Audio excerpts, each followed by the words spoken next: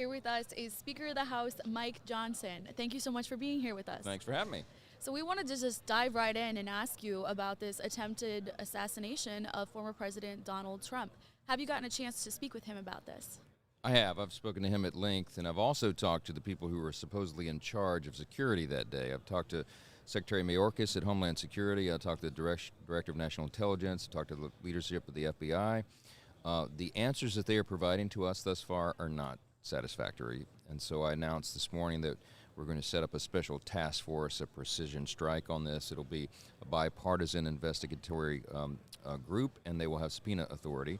We're going to get down to the bottom of this quickly. I also called for the Director of the Secret Service, Ms. Cheadle, to step down from her post. I think she needs to resign because I think what happened there does not require a thorough investigation. We can all see and understand just by what we've observed that there was serious security lapses, and her initial explanation that the roof was too slanted to provide security there just doesn't wash. No, it doesn't. So in your conversations with Director Wray, for example, what kind of explanations are these authorities giving? Well, I haven't talked to Director Wray himself. I talked to his second in command, and the FBI their investigation is really devoted exclusively to the shooter himself, whether there are others involved in the plot, what is the background of all of that. And I understand that, and I gave them a little deference. It's the Secret Service itself that was in charge of the overall operation, and obviously that's all under the Department of Homeland Security. And so Mayorkas has now taken the reins of that. We're hearing this morning that he is going to instruct Director Cheadle not to appear on Capitol Hill to answer the first round of questions. I hope that's not true.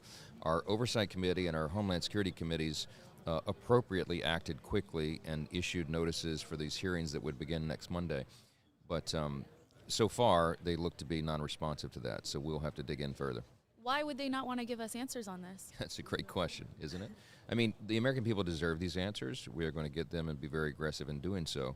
But every day that goes by, it's more and more dangerous because people begin to imagine that there's a conspiracy of some kind, right? The answers seem to be pretty clear. There were serious lapses. They need to be acknowledged. They need to own up to them, and we need to have accountability and move forward and make sure this never happens again. Right.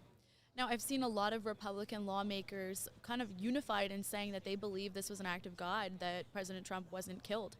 I've seen you saying that yourself. What do you make of this very unified response? Yeah, I don't think anyone can deny that. I mean, even our atheist friends are scratching their heads saying, wow, you've seen everybody's seen now online the image where they did the computer-generated model of how quickly and how close that came to his ear. I've spoken to the president about this myself, and I reminded him, the first thought I had on Saturday evening after we were ensured that he was okay and he wasn't struck, is that it reminded me of the story of George Washington, who was our bulletproof president. We used to remind ourselves, and we were taught in school. They don't teach it anymore, sadly. But there's the famous story of him in 1755 where he was in the French and Indian War, and he went through the woods in an ambush of gunfire. And there were many rifles trained upon him, and they all shot at him. 2 horses were shot beneath him. He took a third and finished the battle. He was a young Army colonel at the time. But the story is famous and true that he took his coat off and he had 4 bullet holes in his coat. None of them struck him. And he wrote home to his family that it appeared to him quite obvious that the hand of Providence, he said, saved him for something that might come larger in his life. And we all know the story now. It's a famous story of American history. Saturday night, after we knew Trump was okay, I pulled out the old history book to read it because I hadn't read it in a long time, and it struck me. That event actually took place less than 50 miles from where Trump was shot at in Pennsylvania in the summer, in July.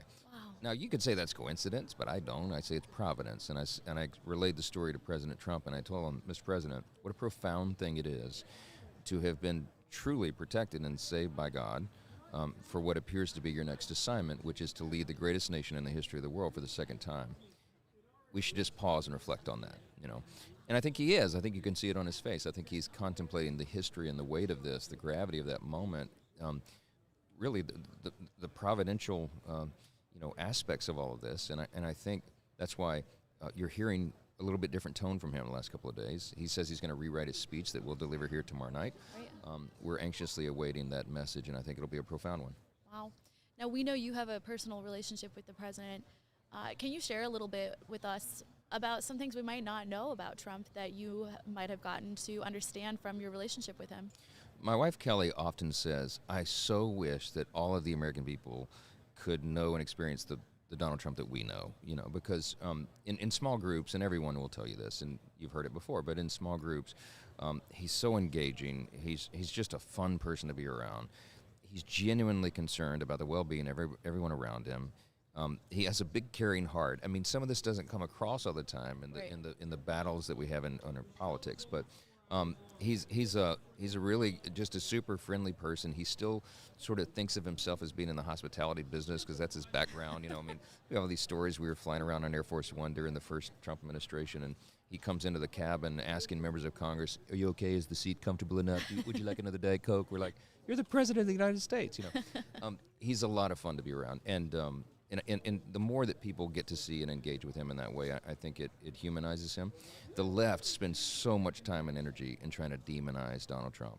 I mean, there's no figure in the modern era, I've said probably since Abraham Lincoln, no political figure that has been so demonized and attacked and just persecuted. I mean, in the media, with obviously elected officials who are Democrats, but even now in the court system, they've used lawfare, and now an assassination attempt, and yet he's such a strong individual that he keeps coming back and he keeps fighting, as he said, and I think that inspires the country. I think he can be a unifying figure. I have a friend who was at that rally and said that Donald Trump raising his fist and saying "fight, fight, fight" really reassured the crowd, and he thinks it prevented a stampede from happening. Yes, absolutely right. And who would have had the presence of mind to react like that after having been shot in the face? I mean, I've talked to lots of my buddies who are former special forces, and even they say it's so remarkable.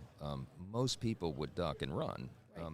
And he defied even the protection around him. He didn't know when he stood and raised his fist if there might be other snipers. He didn't know if another bullet would be coming. But his first concern is the people, and he wanted them to reassure them and to say, keep fighting, keep standing. I mean, it's just a really remarkable thing in history. Now, I want to switch gears a little bit and ask you about our potential vice president, JD Vance. Mm-hmm. Speaking of demonizing, I've seen a lot of oppo on him the last few days. What are your thoughts on him as our potential vice president? Been there, done that. When I got elected speaker, they did oppo on me for like 3 months. I mean, this is part of the deal when you are raised to one of these positions. And JD is still relatively new on the national scene. He's only been in the Senate a couple years, and but he's an extraordinary talent. He will be one of the youngest persons ever elected vice president, and I'm convinced they will be. And he's also one of the most intelligent. What I love about JD, we have a lot in common in our backgrounds. We both come from very, very humble beginnings, and from broken families, and he emerged through that and made his way. He wound up at the Yale Law School. He served in the Marines, of course, and was very successful in business. It's just a purely American story, but he's never forgotten his roots. Famously has written about it and movie produced about it. I think that gives him an extraordinary ability to communicate with working class folks, the people that we come from, the people that we are. And I think that's going to be really important in this election cycle. And he can speak to the Rust Belt and the area of the country that he's from, but to all Americans who are all struggling, because he understands those struggles. He's lived it. We've lived it. We've been there. And I think that's a really powerful thing to add to the ticket. And I cannot wait for the debate between him and Kamala Harris. I mean, come on. That will be very interesting. I have one more question for you on the same topic.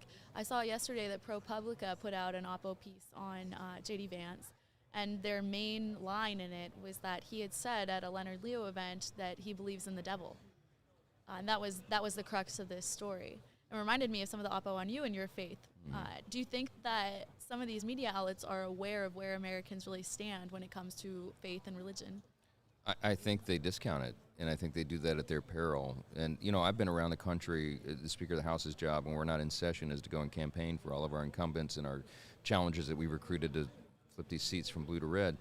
And my team keeps track of this. I've done events in 144 cities in 31 states. I mean, multiple events in all these locations over the last 7 months.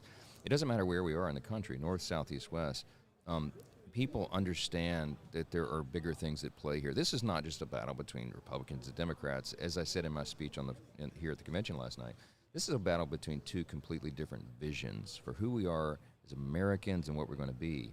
And we believe in the foundational principles of the country. We espouse them still today. We believe in the principles articulated in the Declaration of Independence, the self-evident truths that we are made by God and that He's the one that gives us our rights and not the government. Those are things worth fighting for, and the woke progressive left is at war against those principles. They don't believe in the things that made America great. They don't believe in those foundations. And so we have a stewardship obligation to fight for them. I think JD Vance will do that well, and I think Donald Trump is doing that well again, and I think all of us have a responsibility to do the same. Last question before you go. Do you think that Vance will be a game changer in Congress, in Republicans' ability to make moves and get things done?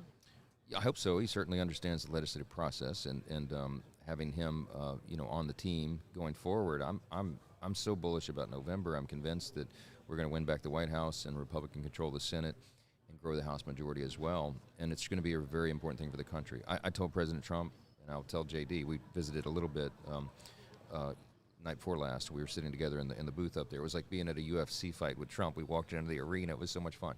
But I told him, I said, this could be the most consequential administration of the modern era because we have so many things to fix.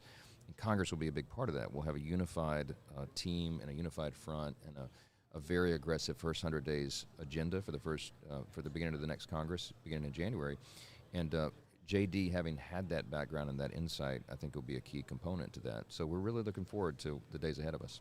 Well, thank you so much for your time. We're so grateful to you for joining us. Thank you. Thanks so much. Thanks for having me.